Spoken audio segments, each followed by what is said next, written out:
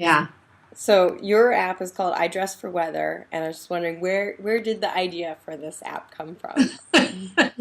Well, what I thought about when I got so excited about the iPad. So it started with the iPod Touch, Prolo to Go, my just amazement in the way in which those tools were going to change kids' lives who have disabilities and adults who have disabilities.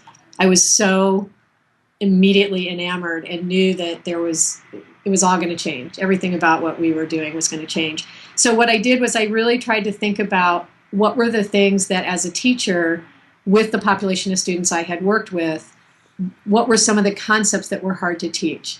Because to me, the iPad isn't just about duplicating what's already being done. It's about doing things in a different way or doing things that were more difficult to do instructionally. So it's improving instruction. It's not just taking something and doing it the same way. So I just tried to think of where there were things that were difficult to teach.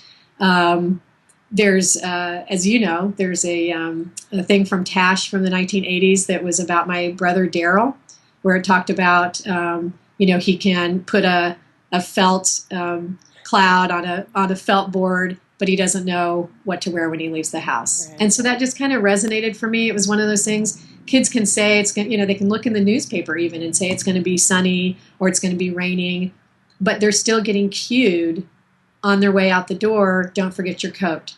So that's what I thought about. I thought, where are people still cueing with kids who are relatively independent, who are able to do a number of things on their own, but that memory and that application of what's taking place outside, what's it going to be like later today, and what do I need to remember to take with me? So that was sort of how it began. That's great. Just kind of eliminating that disconnect for people and putting that together.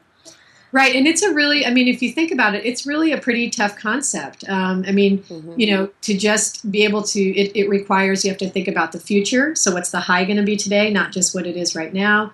And then really making those selections that are going to, make a person more independent. So it just was where I was looking, where there were still a lot of cues being given with kids who would otherwise be independent.